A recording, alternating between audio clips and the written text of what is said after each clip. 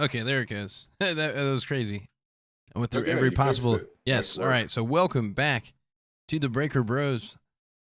So tonight we're gonna kind of do like a salary cap review, and then maybe a little bit free agency type things that we would like to see. But um, is there anything you want to start off with, Eric or Drew?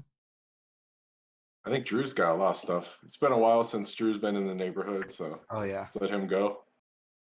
Yeah, this is something I've been talking to my friends actually quite a lot about because they're, Yeah. they're Bears fans because I'm in Chicago. And so he puts together, all these stupid trades. And one of them had T. Higgins ending up on the Bears. And we ended up with 2 second-round picks. And then the Colts were in there somehow with the first-round pick or the first Yeah. overall pick.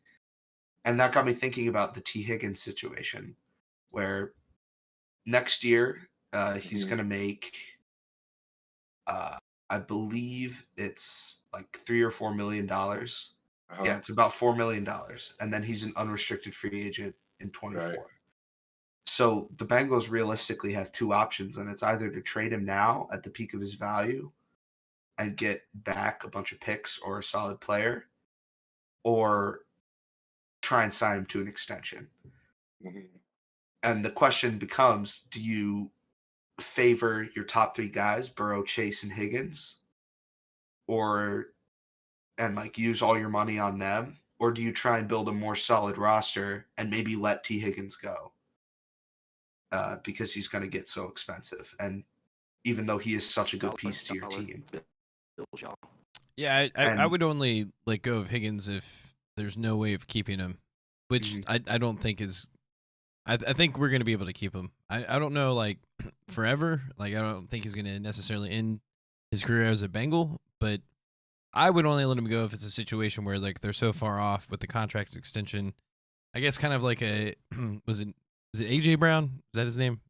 I feel like yeah, so Mhm. many AJs or Browns or whatever. But Yeah. if it's one of those situations where like you can't get that extension, then yeah, you got to get whatever you can. And I mean, if it's something crazy like 2 first round picks, I mean, you kind of have to entertain the idea. But I don't know. I just feel like with him, Burrow, and Chase, like you kind of have to keep them as long as possible. Because like the way I look at Higgins is like he's kind of like that big tight end where he's such a big threat in the red zone, and he just really complements Chase really well. So yeah. Every time I see him go up for a ball, it seems like he's winning it, and he's got really good chemistry with Joe as well. People underrate that because they both came in 2019 as rookies, but I mean, there is a future where Joe Burrow he should get 50, right? Like that's the general consensus is that he'll get 50 million a year. yeah, Mhm. But that makes sense I to me. see a world where he takes like not a crazy pay cut, but like maybe down to 45 or like 43 to free up a little bit of space to like keep his guys on the team. Mhm. But I mean, obviously I really like him and I want to keep him, but sometimes Yeah. you do have to be realistic. I don't know. To me, trading T. Higgins is a non-starter. I mean, you can't draft another player equivalent, Well, and the timeline is off. You know. it would be another Jesse Bates situation. So like if we get to a situation right where let's say we can't sign an extension for the Bengals, it's better for him to play his rookie contract, right? And then they're Yeah. still might even take him a year. Right. Like they could still do that. That would be worth it for the Bengals. It's still cheaper to pay him his rookie contract the last year and then take him 1 year than sign him to the contract extension that they want to give him anyways, right? So they Mhm. still have probably 2 more years with T Higgins if they really want to play hardball. But I don't. I feel like the core team, kind of knows what they need to do, and I think they're all going to kind of like take a little bit of less, right? They're not going to really try to stretch their dollar. I think they're all going to try to make it work to at least try to keep the core in terms of like Burrow, Chase, and Higgins. Mhm. Yeah. I just think the thing that makes the Bengals so good is that their timeline is lined up, right? Like you have your three key offensive players entering their prime at the same time. you know. And if you trade Higgins, you disrupt that. Now you got a rookie trying to make up for Higgins, and that's just not going to happen. Well, if anything, too, I mean, we could still draft a receiver kind of high this year, and it would make sense because regardless, I don't really see Boyd signing an extension after this coming year because I do think they're going to try to go one more year with the Chase, Higgins, and Boyd route because they like when I reflect back throughout the season, like each one of those receivers came out big, and then especially with the offense that we have, when it worked out really well for when one of our receivers went out, like all the other receivers kind of came up big. So I feel like having those three would be really beneficial, but this might be a good year too to kind of think for the future and get that third receiver or possibly a fourth receiver because I guess you can't rule out Irwin. I like him a lot. I know some people probably may not even consider him like a reliable third option, but I think he could be pretty decent. But you could still get another receiver in the draft to kind of push everyone else. I guess to kind of start too, I don't think we really mentioned it yet, but I think we looked it up. We're at $44 million with the cap space. So yeah, it's saying two different things. So if you go to like the main summary, it says 44 million, but then if you go to like the 2023 cap totals, it's at 35 million, or no, I'm sorry, 34 million. So I don't know what the discrepancy. I wonder if that's slow track. I wonder if that includes like for instance Mixon, like if it includes club like options maybe. Yeah, like if you because if they cut him, they could potentially gain 10 million in cap space. Yeah, which that's is I think he's got to be a cap casualty this year. I think so, I don't and think we can keep him. It sucks, but I mean, based off of his comment, it sounds like he might be willing to resign. But I just feel like it would be one of those Geo situations where like what we would offer him to resign to restructure would be so like offensive that he would be like, all right, well maybe it's time to go.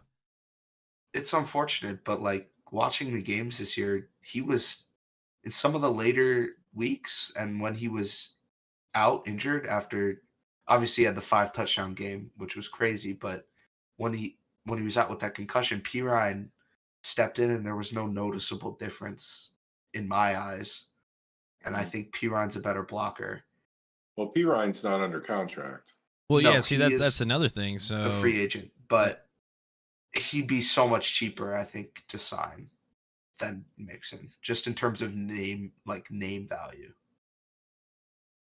Well, in terms of our own free agent list from the team this year, I think that would be a good place to start in terms of like who we want to keep, because I think for the Bengals it's more or less we need to keep some of the core guys that we've had this year. Like some of them we can't let go. I mean, obviously I think there's some that we're obviously going to let go because like for me, that's like you don't have to re-sign Burrow, but I mean, for the Bengals, it makes sense for them to do it. And same thing with Higgins. So you're going to do that, take care of that, and then whatever money that you have left is going to kind of trickle down. So like, I guess for you guys, would you keep Bates? Is he worth keeping? Absolutely not, because he's going to ask for like top 5 safety money.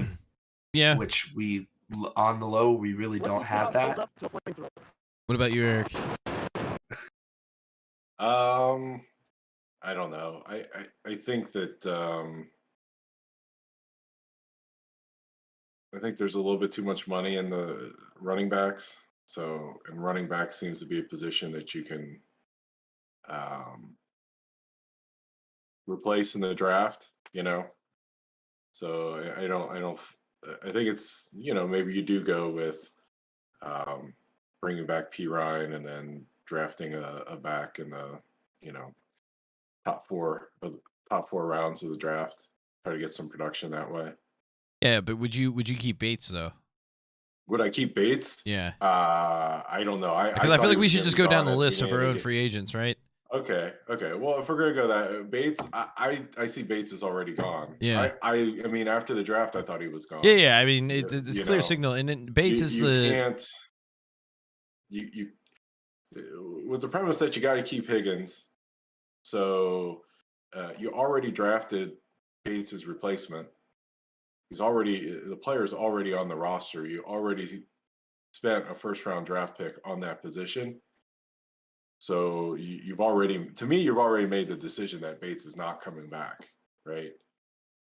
Yeah, and then Bates is also the guy where you know he probably is going to get that top 5 safety money. So it's like you're almost guaranteed to get that 3rd and 4th round pick. So it's in the writing is on the wall. We knew it was happening based off the draft this year. So yeah, I think we're more prepared to let him go. And safety is kind of it's awesome to have if you have that playmaker safety, right?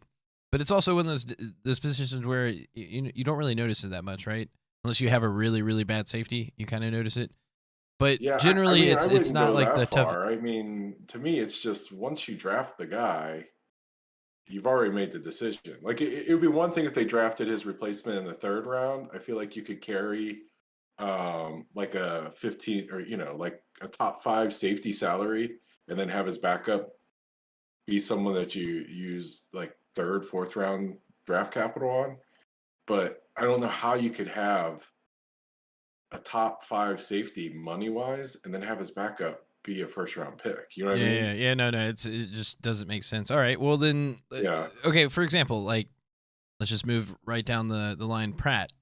Like it would be a lot harder to replace Pratt than, in my opinion, than like a Bates based off of what we have on our team. Because Pratt was. What's that? Ivan Pace. Oh, I mean, yeah. I mean that could be a possibility. Yeah. But I think Pratt is in a similar position as Bates, where like his replacement's already on the roster. Yeah, right? Like I think we're prepared for it, but I would still like to keep him. Davis Gaither to step up, right, and fill that role. I feel like Pratt for me would be on the fringe, depending on like what happens with the other free agencies, and it maybe if something may come up. Depending on off some of other rosters, because there's going to be some free agents that are not available just because they haven't been cut yet, and I suspect there are going to be a lot of cuts during this offseason. Yeah, I mean, for Pratt, I mean, if it were up to me, right, and if Anarumo stays as defensive coordinator, then I would put more of an emphasis on re-signing Pratt. But I feel like if Anarumo leaves, then you're going to have a drop-off in the defense. So I'd rather, focus on offense. I don't know. I just feel like for the Bengals, the way their team's built, the way that the salary cap's going to start tilting towards offense, you got to start building yourself like the Chiefs, right? Where it's like you're going to have a lot of money in the offense, and then you're gonna have to spend money to have, your elite spots on the defensive line, like guys who can get after the quarterback, and then everybody else is gonna have to be people on rookie contracts. Yeah. Otherwise, you can't keep just the Bengals top 3 are kind of like it makes me think of like the Colts big 3, right, where they had Manning and Harrison, and then I can't even think of it now. It was James. Yeah, Garrett James or Dallas Clark. And then who's the receiver? Reggie 5 Wayne. guys. Reggie Wayne, right? And you can't forget Stokely. Yeah, Brandon Stokely. That's who I was thinking of. But you're going to be offensive focused with your best players. All those guys are elite guys that you're gonna have to pay a lot of money, right? So you just can't afford to do both, right? You can't. And to me, that's the elite part of the team, right? Or should be. I mean, you hope. Well, So guys that are good but not great, you can't afford to keep. Okay, well then, Eli Apple. Keeping him? For this year? No, I think he's gone. If he takes like maybe $7 million, I think. I mean, you gotta keep him even if he had a reasonable deal, I just don't think we have space for him. I think we. Yeah, you don't have space because you got to me it's either Eli Apple or Awuzie. Oh, you definitely want Awuzie because when he's healthy, he's like a top 10 cover guy. Mhm. It's See, like I think our defense could get better just based off that with like the rookies that we drafted, with the last couple of years that filled in with all the free agency acquisitions, like to pair. I love CTB a Yeah, lot. yeah. I think he's the real deal. Yeah, with him and Uzi, yeah, like I'm excited for that. And then because our back end is gonna be so quick. Then okay, to me one of the bigger ones, and this is like I feel like we kind of have to resign Von Bell. Oh yeah. So like I kind of forgot about him. I think he's kind of like the must. Like because I think you know he's would be a little bit cheaper to keep than Bates, but at the same time he might be more important to keep too because he's like more of the reinforcer. Yeah, it seems like to me that he was a little bit more involved than Bates was this year, and that he's kind of like well, sort of according to Spotrac, so they have Von Bell's calculated market value is 9.7 million, and then Jermaine Pratt at 10.6. So, kind of gives you an idea. The trades you're talking about are basically what you have to look at, right? Yeah, and then Eli Apple's listed as 11.6 million. That's too much. Then Trey Flowers is listed as 11.5 million, which that seems quite high. I just don't think for how little he played. I mean, I don't know that he has that demand, but maybe in a different defense, maybe they just weren't using him. I guess that's assuming if he's like a starter. He's basically what we had him for was tight ends, the anti-Kelsey, and that was about it. Like I didn't see him really on the field other than to cover a tight end in like a nickel package. Yeah, he was just like a specialist, basically. Yeah, and you don't pay that kind of guy 11 unless he's on the field every play. Right. That's something where you kind of, if you're only going to play somebody to cover tight ends, that's like to me that's like a supplemental. It's nice. You have to look in the draft and whatnot. It's nice to have, but it's only realistic if you can get it on a bargain guy. So like you got to let him go, and then I don't know. Hendrickson, obviously we have him for I think 2 more years now. Yeah. But we can't keep him in the long term because he's going to get for the next 2 years, yes, but yeah. Well, he doesn't fit with the salary cap timeline. I think we already got his replacement anyways. We have Osai and Sample, yeah. Like he's like obviously he's a Pro Bowler, but like he's like a top edge rusher right now.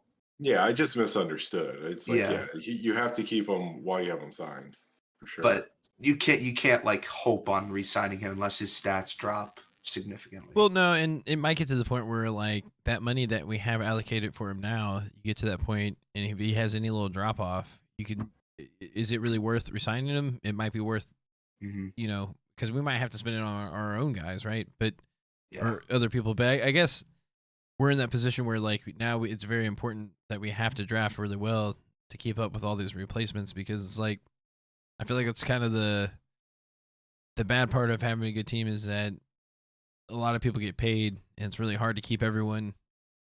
But I think we went through all the defensive players. Ages, though, man, it's just like Jamar Chase is 22, T. Higgins is 23, Joe Burrow is 26. Yeah, that's why you got to resign. You lock those guys up for 4 or 5 more years.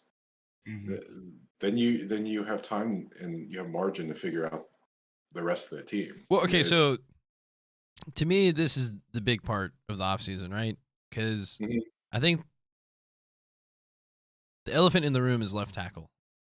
Or cut him, Jonah, get him out. You can't. Well, the problem is that we're stuck with Jonah. His contract's fully guaranteed. As the Bengals, we're like you can cut him, but you have to pay him, and he counts against your cap.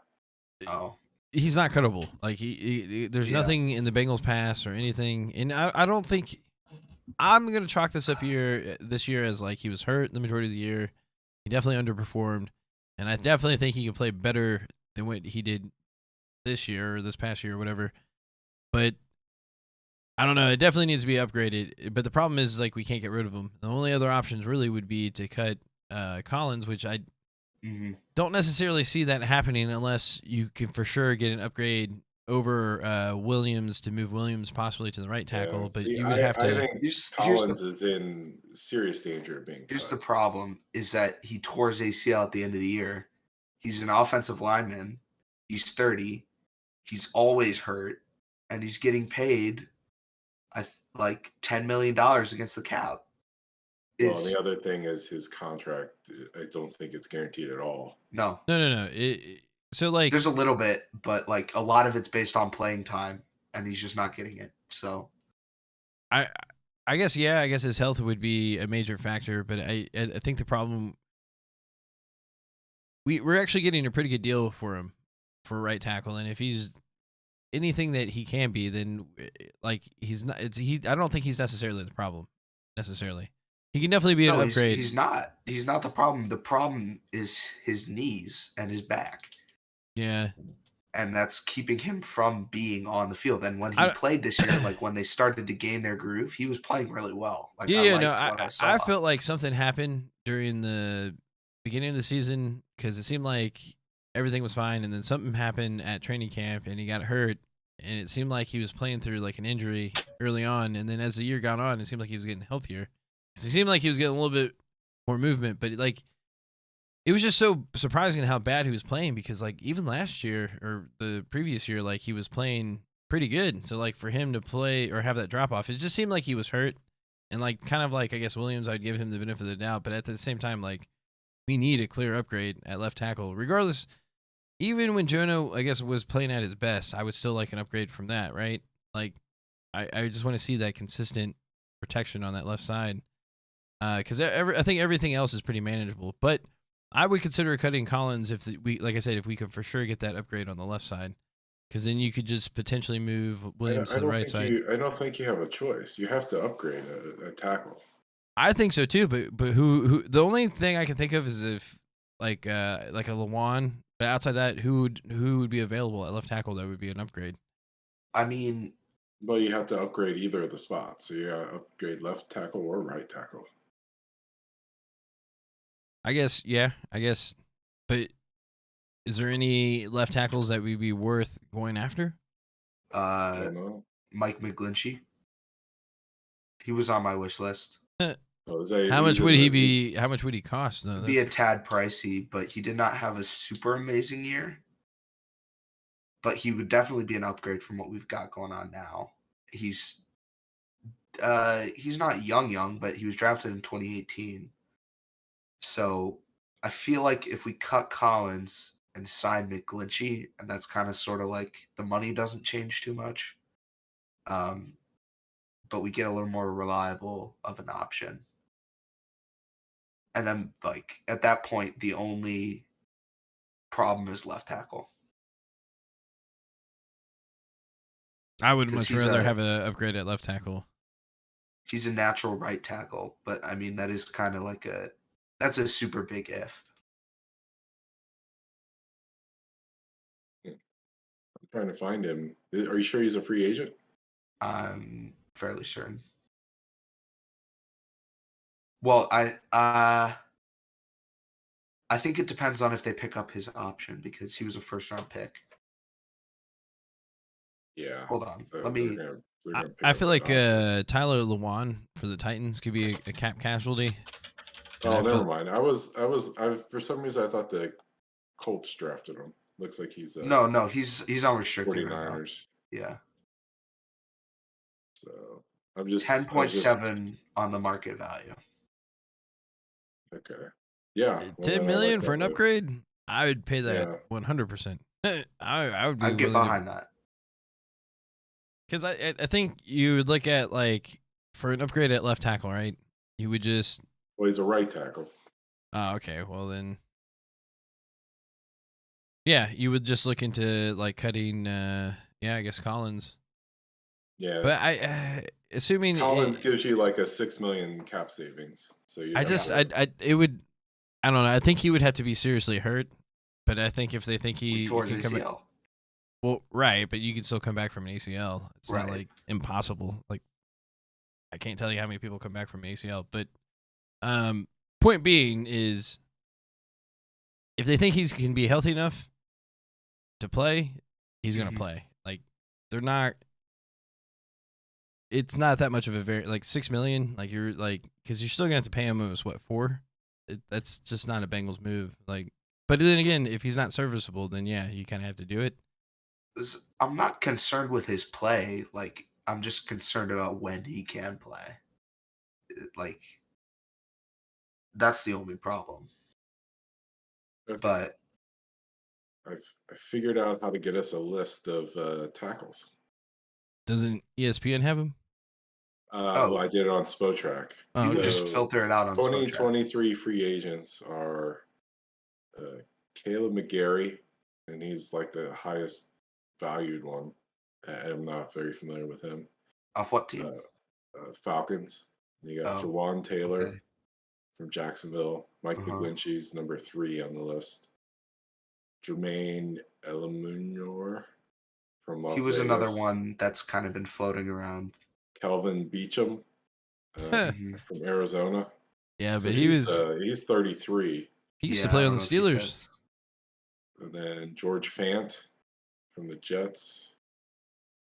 And then Josh Nijman and Cameron Fleming. And then your 2024 free agents, I don't think that really helps us for this year. No. So really your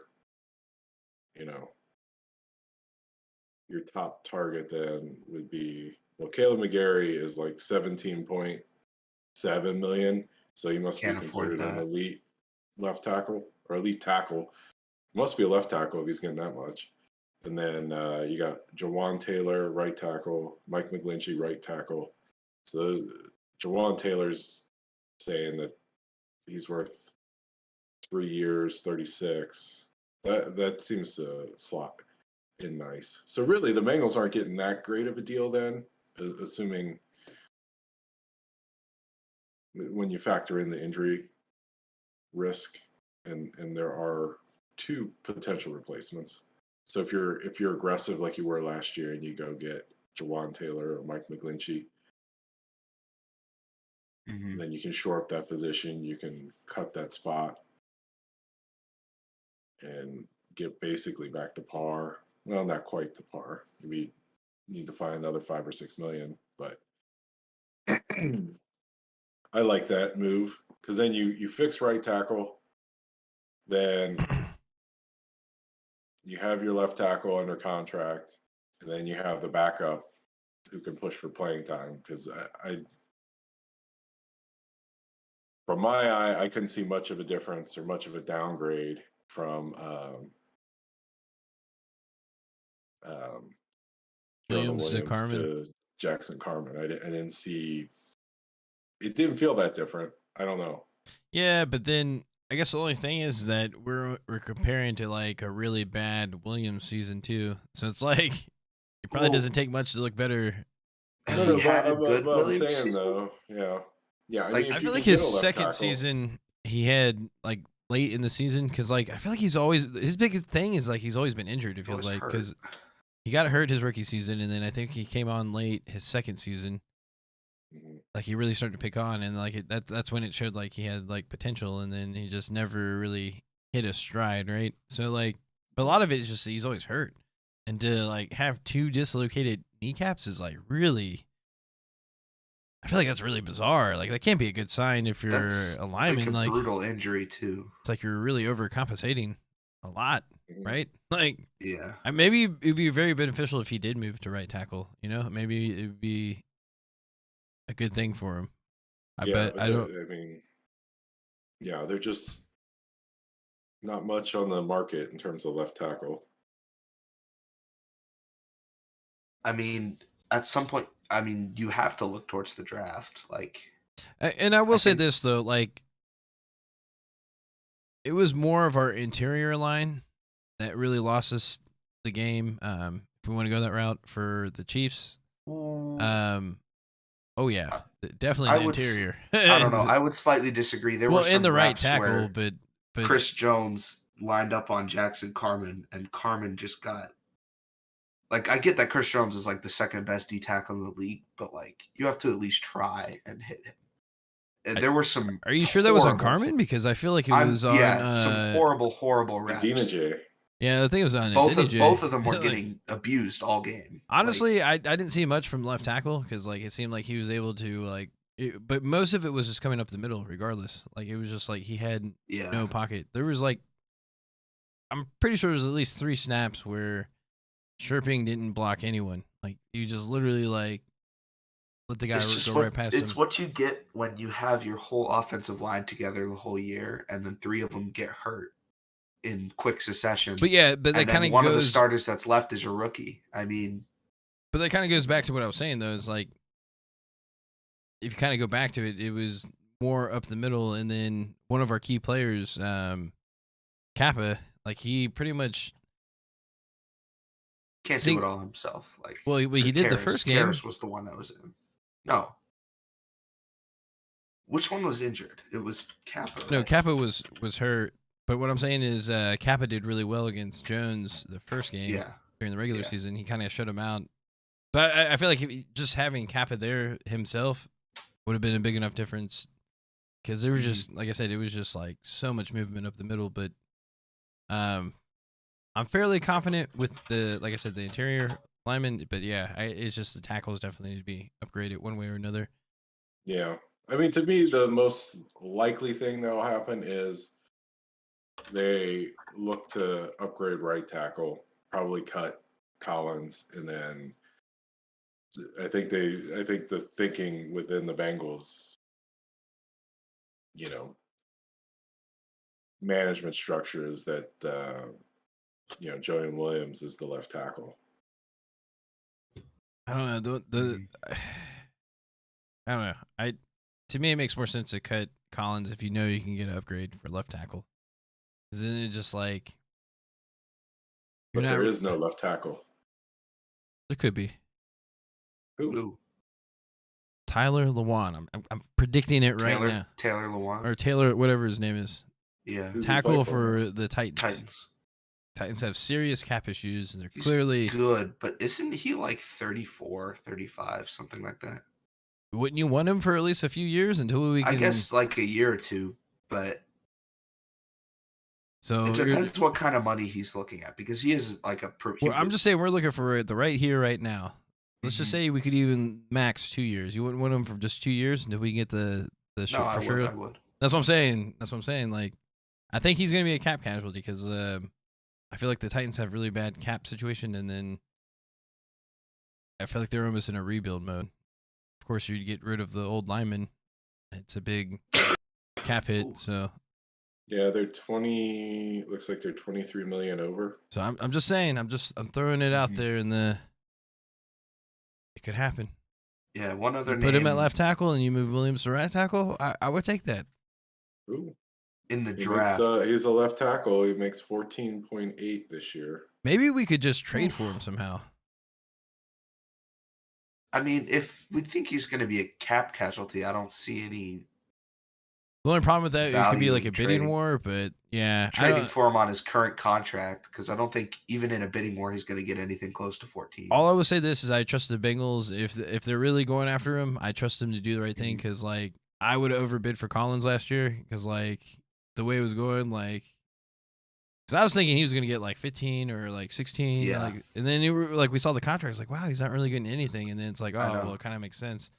And it just goes to show like they definitely know a lot more than what we know as far as like all the background information. But I don't know. I feel like that has a real possibility of happening.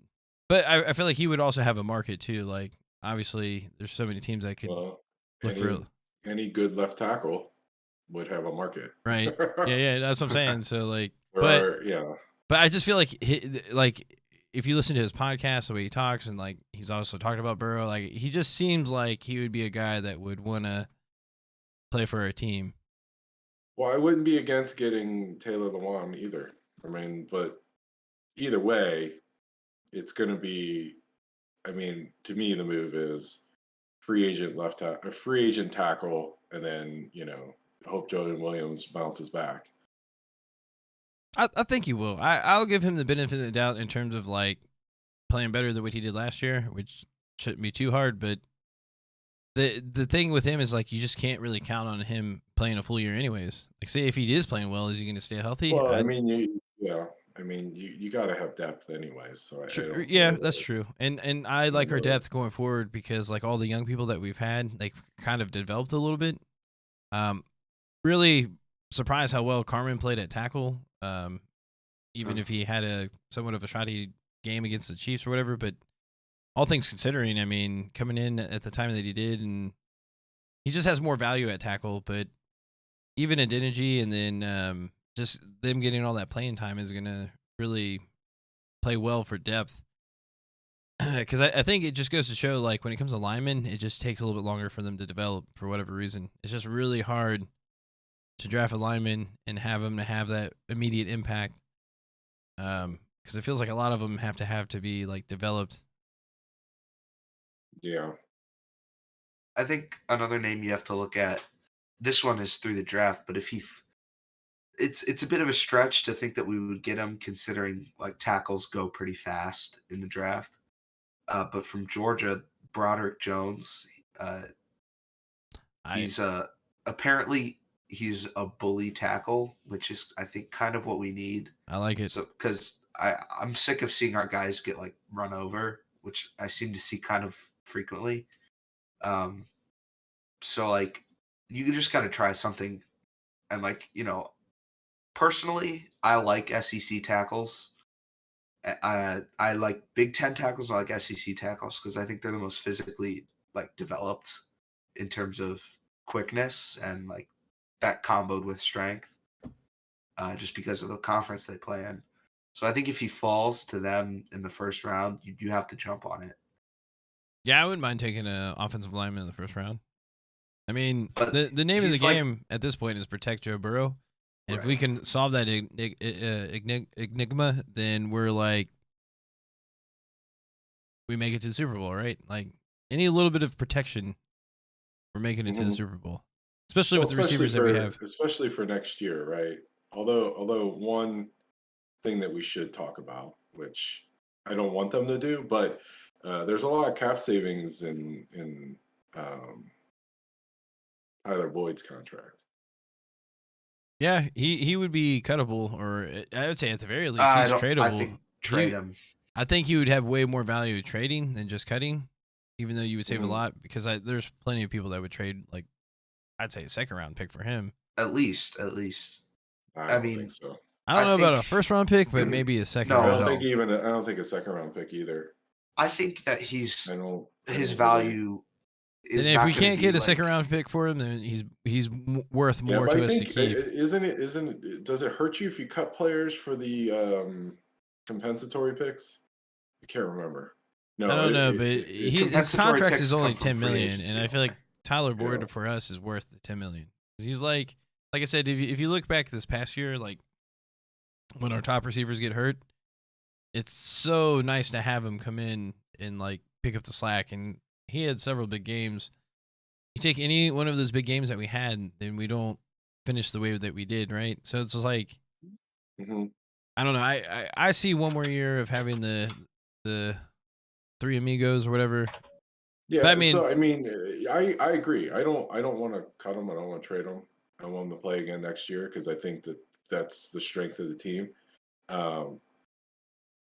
But I say that because then kind of shows kind of where they're going, right?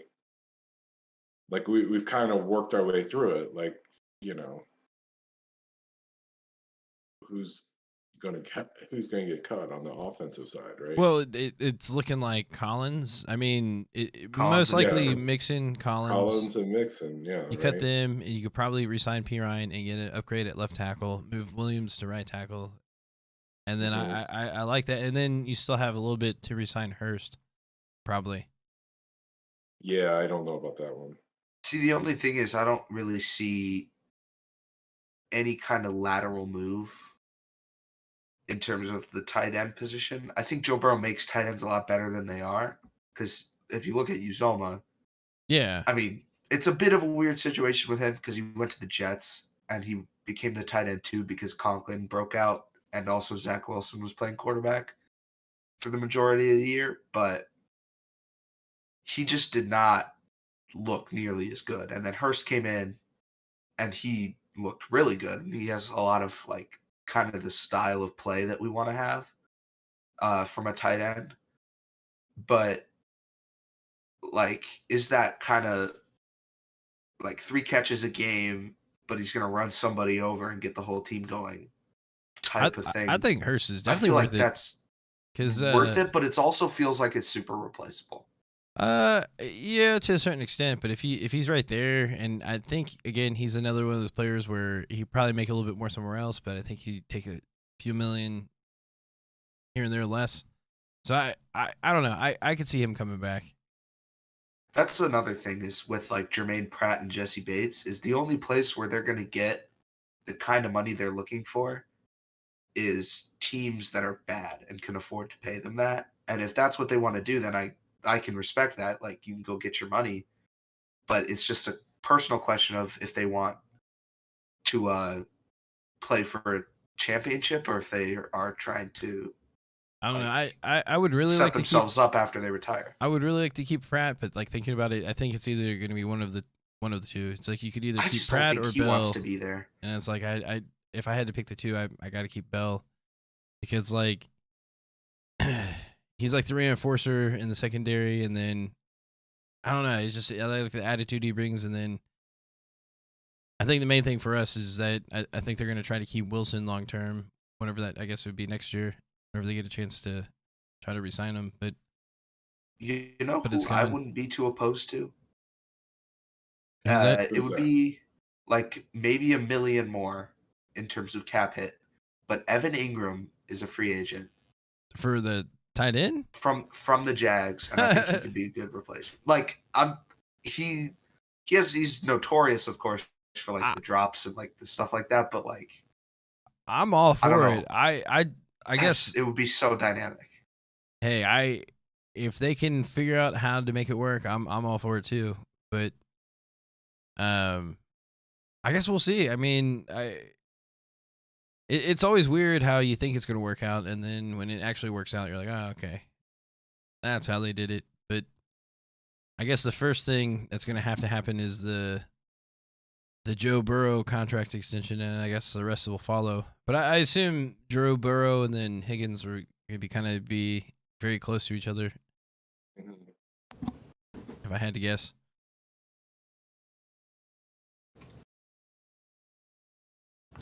I guess too. While we're thinking about it, we're eventually have to start thinking about the draft. Start getting into that. I just have 2 guys who I really want. But, are they? What position? Okay. What are you thinking? Obviously, I said it earlier. I want Ivan Pace. I think he'd be. That would make really sense. Good. That would make and a lot I feel of like sense. You can pick him up like 4th or 5th round. That's a bit of also a homer pick, but whatever. But I mean, replace a need. I feel like it would almost fit would. in like very similar to Pratt. I feel like, but and then we're not going to be able to get the top running backs like the guys like I want to get his name right. Bijan Robinson. I don't think there's no shot we get him. He'll be like a top 15 pick. And then the next best guy is like in a 3rd round guy. I would never running back. Never say never. I mean, I don't know. He could slip to 29. That's not unheard of. Because here's the thing. Not. I think the way it works for Mixon is that if they want to save the $10 million, it's like you kind of have to cut them late. It's weird how it works out. So like if a running back slips that far and it's worth it, then it may make sense. Because like it's looking like it's either gonna be linebacker, tight end, or running back possibly is what I see as far as like the first round pick. It's like whatever best value you can get out of that. It's probably gonna be one of those 3, and it's probably running back or tight end. I'd love if Michael Mayer fell down to 29, but I don't think he will. From Notre Dame, the tight end. Yeah, I'm 1,000% against drafting tight ends in the first round. Don't do it. Don't do it. I'm for it.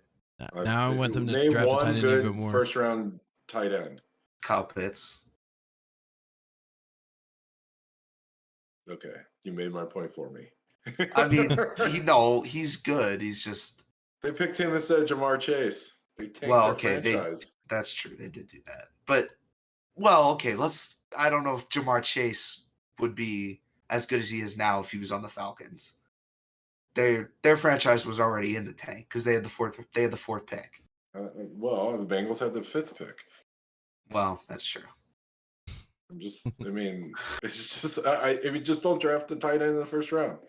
Like, if you go through the best tight ends, were any of them first round picks? What round was George Kittle picked in? I don't know. Kelsey was like a 4th round pick or something. Yeah, he's like a 3rd that. or 4th round pick. I knew that. Same with I don't Gronk. know if George. I don't know. I don't know when George Kittle was picked. George Kittle. He was a late round pick, I think. Um, Say 4th or later. Fifth round. Yeah. 5th round, yeah. TJ Hawkinson, 1st round pick. Stud. The Vikings got him for what? 2nd round pick or 3rd round pick? Yeah, I think so. I'm just saying. I just don't think there's value in the draft. I get what for you're getting saying. A that tight end in the first round. it's Trade like for him later. Pick up a guy that's been picked in the first round because tight ends all take you a have long to time say, to develop. Joe Burrow. Yeah, This could be different with Joe Burrow. You're gonna That's get true. value with the tight end. I don't know. yeah, but you would get value with the. What I'm saying though is you can get Hayden Hurst was a first round draft pick at tight end. right. You're much better off getting Hayden Hurst than drafting a tight end in the first round. I mean, there just seems to be tight ends available that you can go get that have the value with, and you don't have to spend the first round pick. I mean, the way the Bengals are built. I guess we are getting Drew Sample back next year. Or is he? Wait, no, he might be gone. Actually, I think he's a free agent. Oh yeah, they're not resigning. I think we need to re-sign him. They might re-sign him. I mean, he's a blocking rather tight have- end. Yeah, you're right. They're not expensive. Yeah, he would. Yeah, you're right. Never mind. He's I take probably it gonna back. make $1 million a year. It's like Yeah. not. I mean, just for you don't have to teach them the offense kind Yeah. of convenience, right? But I mean, the way the Bengals are building themselves, you need to get value. You need to get things that you cannot get in free agency cheaply because your money is all going to Burrow. So you're Higgins, thinking it's gonna and be a running back Chase. then? You're calling running back. No, I'm not. I wouldn't pick a No. running back in the first I feel round like it either. won't be. So I linebacker. feel like you either gotta get. You got to go defense. You either gotta get someone. You either gotta get big man, right? So you either gotta get a tackle, or an edge rusher, or a cornerback. Is what you have to pick in the first round, because those are like high cost positions that you can't afford to get in the free agency.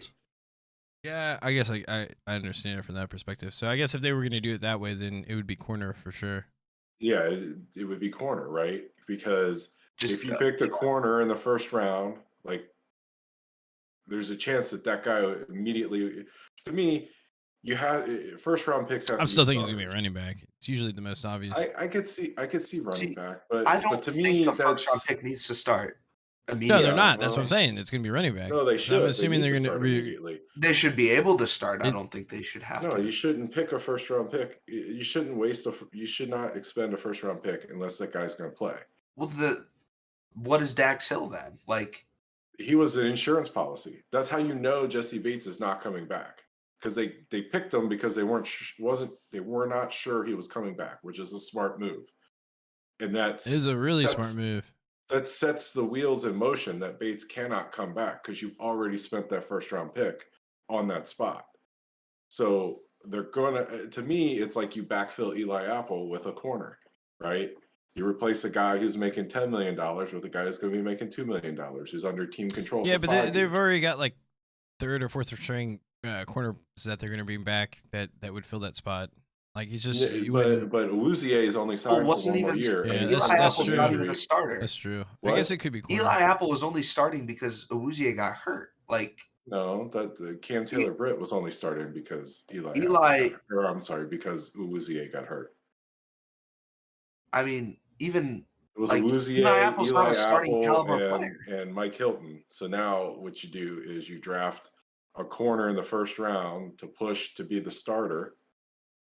And then you know that you're going to need a corner the following year because Awuzie is going to be a free agent and you can't afford to re-sign him. There's a few solid corners. Cam And Smith, South and Carolina. positional, and, But and it's I don't kinda think like, he's going to be that much more expensive than what we're paying him now, though. So I think he would actually be re-signable, just like Reader. you can't afford to spend. You can't Ooh, afford Apple? that $8 million. No. I'm talking about Awuzie. Yeah, he's making like 7 or 8. You can't afford that $8 million in 2024 because that money needs to go to Jamar Chase. Wait, he's only making 7 or 8 million. Well, he's making going like to 7 or by 8. that by the point where it would Oh, I be thought he time was to making resign like 12 him. or 13 already. That aligns with Joe Burrow, and he'll get like way more. It just doesn't. Yeah, they might go corner actually. Yeah, I mean you have to, right? Because corners, because they got like Trey Fowl. I mean, you look at all the corners that are free agents on the team; they're all going to be making like $10 million. If you draft a corner, he makes $2 million. That's $8 million in cap space. Like the serious flaw with the Bengals roster construction is they're spending way too much money on a running back because their best players are not running back, right? So you need to save money on running back, and running back's a position that in the draft you can find and as contributors. much as that pains me to agree, I just based off of what happened the last couple of years, it like as much as I like Joe Mixon and as much as I wanted to make it work, it doesn't make sense for us to pay that much money to a running back when really we just his need production just doesn't even come close to what we're paying him either.